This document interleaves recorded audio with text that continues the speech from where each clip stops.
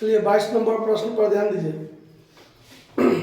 22 number में है कि विमलेश ने एक ऑटो रिक्शा 1 जनवरी 2011 को 28,000 में खरीदा।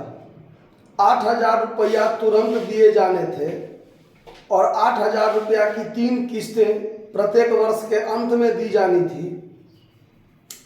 6% वार्षिक के दर से ब्याज लगाया जाता है। अब इसमें ध्यान दीजिए कि 28,000 आपका कैश प्राइस है और 8,000 तुरंत दे दिया। 8,000 का 3 गो किस्त पर चर्चा है। इसका मतलब 8 या 24 और 8 32,000 हो गए। इसका मतलब 8,000 का जो किस्त है उसमें ब्याज क्या है, शामिल है। क्लियर? ब्याज जो लिया जाता है वो 6% लिया जाता है। क्रेता संपत्ति पर 10% सीधी रेखा विधि से ह्रास काटता है। मतलब फर्स्ट ईयर में जितना ह्रास होगा वही ह्रास हर एक साल होगा। विमलेश ने प्रथम किस्त की राशि चुका दी, परंतु वित्तीय कठिनाइयों के कारण वह द्वितीय किस्त का भुगतान नहीं कर सका। परिणाम स्वरूप विक्रेता ने ऑटो रिक्शा को अपने अधिकार में कर लिया, मतलब ले लिया, जब्त कर लिया। विक्रेता को मरम्मत पर 1,500 रुपया खर्च करना पड़ा। जब वो संपत्ति वापस ले लिया, रिपोसेस्ड कर लिया, तो फिर वो क्या करता है, उस संपत्ति पर 1,500 रुपया खर्च किया और तब उस संपत्ति को फिर वो क्या किया, तो 5 जनवरी 2010 को 16,000 में बेच दिया। दोनों पक्षकार के पुस्तक में कहता है लेजर खाता बनाइए। तो कैसे बनाएंगे, सवाल पर ध्यान दीजिए। सबसे पहले आपको निकालना है calculation of interest. Calculation of interest ध्यान से देखिए। जिस किस्त का भुगतान नहीं कर सका उसके बाद हमको कैलकुलेशन करना ही नहीं है। तो सबसे पहले कैश प्राइस जो यहां लिखेंगे वो हमारा 28,000 है। इंटरेस्ट की चर्चा होगा और इसमें इंस्टॉलमेंट की। तो सबसे पहले तो डाउन पेमेंट में 8,000 दे दिया, इस पर कोई ब्याज का चर्चा ही नहीं होगा। 8,000 घटा दीजिए, बच गया 20,000। और फर्स्ट किस्त जो होगा 1 जनवरी को 2011 में खरीदा है और 31 दिसंबर को फर्स्ट किस्त होगा 2011 में। 31 दिसंबर 2011 को फर्स्ट किस्त के समय 20,000 रुपया पर 6% ब्याज लगाता है ना, तो 1,200 रुपया ब्याज हुआ। 8,000 के किस्त में से 1,200 तो ब्याज का गया, 6,800 हुआ कैश प्राइस। इसमें से 6,800 घटा दीजिए, बच गया आपका 13,200। अब 31 दिसंबर 2012 को 13,200 का 6% ब्याज लगाना है। 6 दूनी 12, हाथ में 1, 13 चाक 78 और 1 79, ब्याज इतना ही होगा। अब यहां पर 8,000 में से 792 घट गया, तो बच गया आपको 7,208 रुपया। यहां 7,208 घटा दीजिए। आप इसके बाद घटाइए ना घटाइए, कैलकुलेशन करने की कोई जरूरत नहीं है। क्यों? क्योंकि इसके बाद तो संपत्ति जब्त हो गया ना, इसके बाद तो संपत्ति जब्त हो गया, इसके बाद तो ब्याज का कोई चर्चा होगा ही नहीं। क्यों? तो फर्स्ट किस्त दे दिया, दूसरे किस्त का भुगतान किया ही नहीं। अगर करता तब हम लोग तीसरे किस्त पर जाते। फर्स्ट किस्त के बाद तो सेकंड किस्त का पेमेंट ही नहीं किया, तो इसके बाद हमको ना घटाने की जरूरत ना ब्याज निकालने की जरूरत, बात खत्म। उसके बाद क्या करते हैं, कैलकुलेशन ऑफ डिप्रिसिएशन देख लेते हैं। Calculation of depreciation SLM straight line method से निकालना है। तो ईयरली डिप्रिसिएशन जो होगा, जो हर एक साल लगेगा, उसको 28,000 कैश प्राइस है, उसका 10%, तो 2,800 रुपया हर एक साल डिप्रिसिएशन लगेगा। इसमें तो नहीं कोई दिक्कत। चलिए अब हम लोग को बनाना है सवाल में दोनों पक्षकार के पुस्तक में लेजर। तो लेजर जो बनाएंगे तो देखिए क्या बनाएंगे, in the books of hire purchaser के पुस्तक में बनाते हैं। नाम दिया हुआ है, बिमलेश ने एक ऑटो रिक्शा खरीदा है। तो बिमलेश का तो नाम है लेकिन वेंडर का नाम नहीं है। तो ये हायर परचेज कौन है, बिमलेश, हायर परचेजर जो है सो। अब इसमें हम बनाते हैं सबसे पहले hire vendor account, hire vendors account बनाएंगे।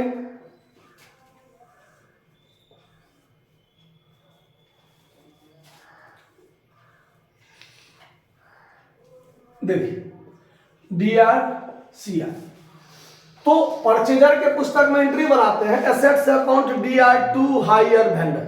हायर वेंडर है क्रेडिट में, लिखेंगे क्रेडिट में बाय ऑटो रिक्शा लिखेंगे। तो यहां पर लिखते हैं 2011 जनवरी 1 by auto rickshaw, by auto rickshaw कितना में खरीदा है, 28,000 में खरीदा है। डाउन पेमेंट किया है, तो डाउन पेमेंट किया है तो 2011 जनवरी 1 को टू कैश या बैंक जो लिखिया डाउन पेमेंट 8,000 किया। फिर दिसंबर 31 को बाय इंटरेस्ट तो लगाएगा ना पूरे साल के अंत में, 1200 रुपया लगा है ब्याज, 1200 ब्याज। एक किस्त और है ना, दिसंबर 31 टू कैश अकाउंट दूसरा इंस्टॉलमेंट दिया कितना का, 8,000 का दिया इंस्टॉलमेंट। ये टोटल जोड़ के हो गया 29,200, यहां भी लिखेंगे 29,200।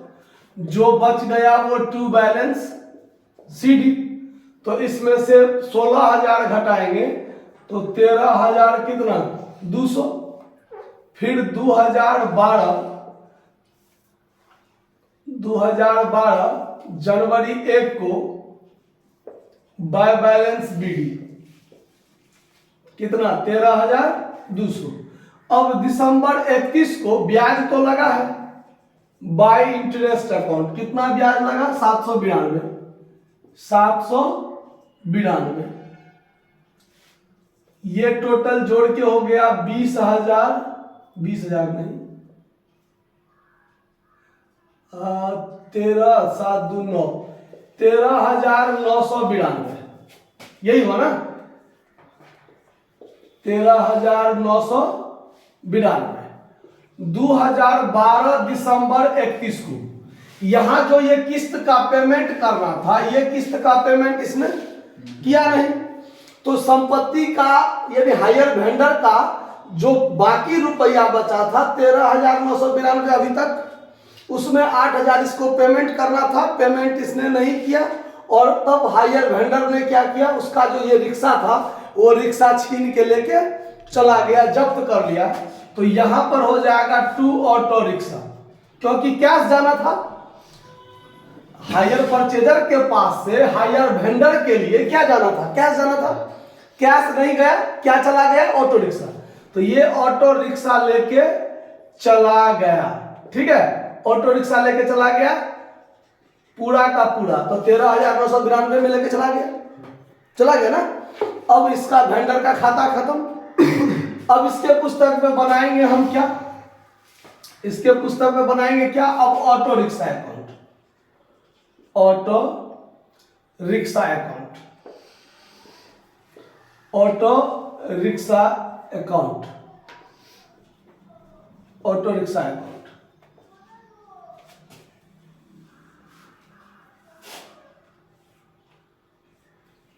2 साल का खाता तो ये भी खुलेगा, DRCR।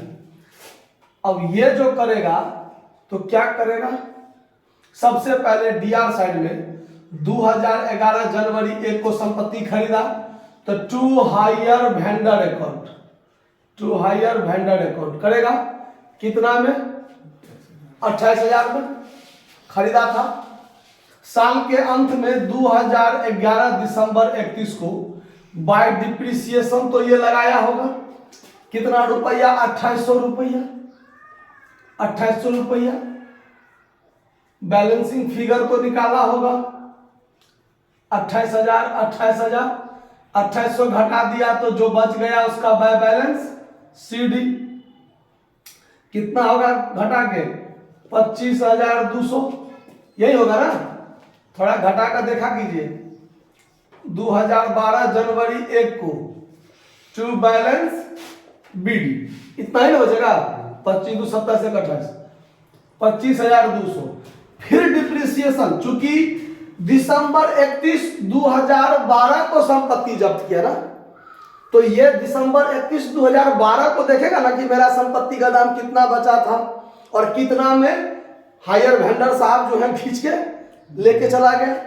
तो अब ये 2012 दिसंबर 31 को बाय डिप्रिसिएशन तो लगाएगा ये, क्योंकि पूरे साल रखा है उसके बाद ना ले गया है, तो बाय डिप्रिसिएशन फिर लगाएगा 2800। 25,200 में से 2800 घटाइए, देखिए उसका दाम कितना बचा है। फिर उसी तारीख को बाय हायर वेंडर ने क्या किया, तो ये इतना में लेके चला गया 13,992 में लेके चला गया। तो अब अगर हम देखें 25,200 में से 2800 डिप्रिसिएशन घटा तो संपत्ति का दाम बचता है 22,400 बचता है, और संपत्ति कितना में लेके चला गया? 13,992 में लेके गया। तो हमको माइनस कर दीजिए 13,992, तो 8,408 रुपया तो हमको लॉस हो गया। क्योंकि अगर मैं हायर परचेजर हूं, मान लीजिए मैं यदि विमलेश हूं, तो मेरा संपत्ति का दाम 25,200 था जनवरी 1 2012 को।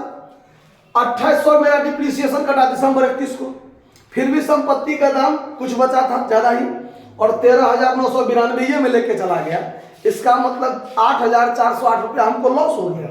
तो यहां पर सेम डेट में कर देंगे बाय पीएल अकाउंट लॉस, ठीक है? कितना रुपया? 8,408। तो दोनों साइड का जोड़ 25,200 हो जाएगा। समझ में आया बात? अब इंटरेस्ट और डिप्रिसिएशन अकाउंट खोलने की जरूरत नहीं है। यदि जब्त हो जाता है तब एक साल दूसरे साल जब्ते हो गया, फर्स्ट साल दूसरे साल जब्ते हो गया, तो 2 साल से ज्यादा खोलने की जरूरत है नहीं। इसके बाद हम लोग वेंडर के पुस्तक में देखेंगे कि कौन कौन खाता खोलना है। तो पहले इसको आप लोग नोट कर लीजिए और आप लोग स्क्रीनशॉट ले लीजिए, फिर आगे देखते हैं। अब देखिए, अब बनाएंगे in the books of higher vendor. अब हायर वेंडर के पुस्तक में जब बनाएंगे तो इसके पुस्तक में तो हायर परचेजर का खाता खुलेगा। तो हायर परचेजर है विमलेश अकाउंट खोलेंगे, जो आपका हायर परचेजर है। Hire purchaser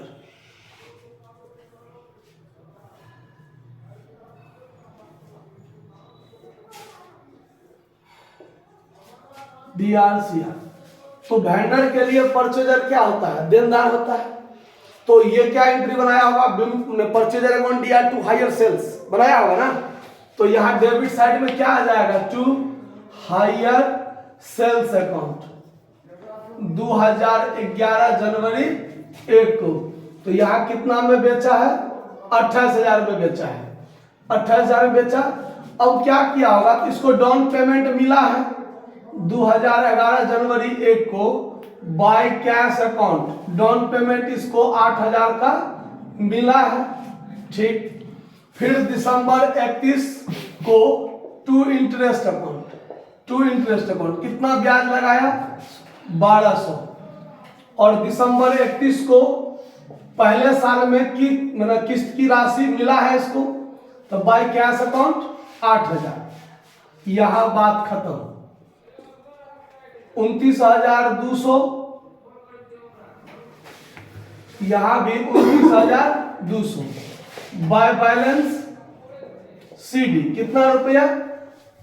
13,200। 2012 जनवरी 1 को टू बैलेंस बीडी 13,200। उसके बाद दिसंबर 31 को टू इंटरेस्ट अकाउंट को ये लगाएगा कितना रुपया 792। दाम हो गया जोड़ के 13,992। 13,992 2012 दिसंबर 31 को ये जो 13,992 में 8,000 का किस्त का पेमेंट नहीं किया, जिसके कारण वेंडर ने क्या किया, संपत्ति जब्त कर लिया, संपत्ति जो है वो वापस ले लिया। तो यहां हो जाएगा बाय रिपोसेस्ड एसेट्स अकाउंट, यानी 13,992 रुपया में वो उस संपत्ति को क्या कर लिया, जब्त कर लिया। तो ये संपत्ति जो वापस आया है उसी का नाम है बाय रिपोसेस्ड एसेट्स अकाउंट। समझ में आया? ये संपत्ति क्या कर लिया, जब्त कर लिया। अब इसके बाद क्या किया है, तो हायर वेंडर ने इस जब्त किए गए संपत्ति पर कुछ खर्च किया, 1500 है ना, 1500 खर्च किया और फिर उस संपत्ति को 16,000 में क्या कर लिया, बेच दिया। तो फिर दोबारा बेचा तो इसके लिए वो रिपोसेस्ड एसेट्स अकाउंट खोलेगा, रिपोसेस्ड एसेट्स अकाउंट खोलेगा। ठीक है, अब यहां जो खोलेगा देखिए क्या खोलेगा। अब यहां पर परचेजर के खाता से रिपोसेस्ड, तो रिपोसेस्ड एसेट्स में टू हायर परचेजर का नाम होगा।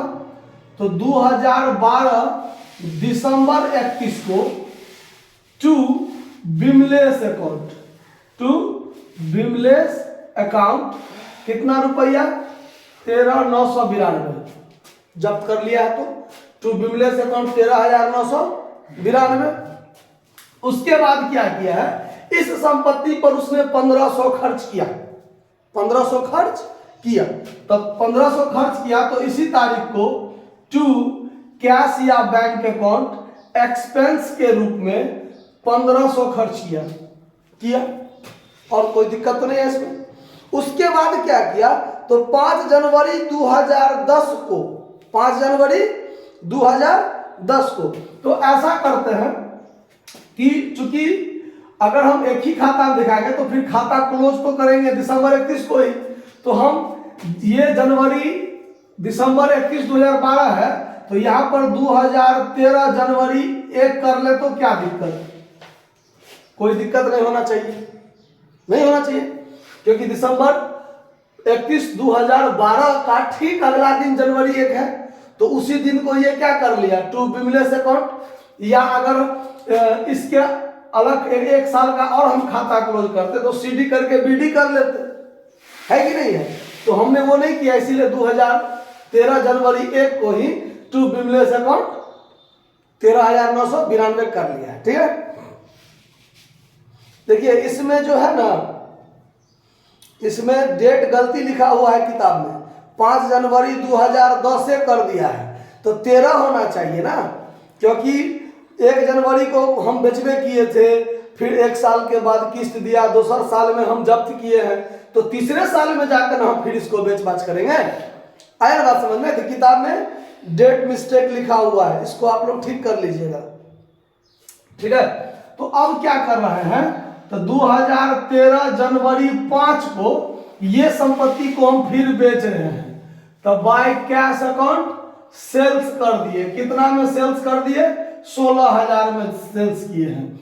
तो अब देखिए दोनों साइड में कौन साइड बड़ा है, तो ज्यादा बड़ा कौन है, क्रेडिट साइड। इसका मतलब हम उस संपत्ति पर मेरा लगा था कितना, 13,992 और हमने उस पर और खर्च किया 1500, तो संपत्ति का दाम हुआ 15,492 और हमने बेचा 16,000 में। इसका मतलब क्रेडिट साइड ज्यादा है, तो इधर प्रॉफिट हो जाएगा। जनवरी 5 को टू पीएल अकाउंट प्रॉफिट हो जाएगा, प्रॉफिट ऑन सेल्स कितना रुपया, तब 508 रुपया ना। हाँ, अगर इसमें से घटा दें 16,000 तो 508 रुपया हमको क्या हो रहा है, प्रॉफिट हो रहा है। समझ में आया बात? और कोई दिक्कत है बात को समझने में? तो सिर्फ यहाँ पर 2 खाता ही आपको खोलना है, ठीक, जब्त हो गया इसीलिए। तो समझने में कहीं कोई दिक्कत नहीं हुआ होगा? क्या दिक्कत है कोई? नोट कर लीजिए। धन्यवाद।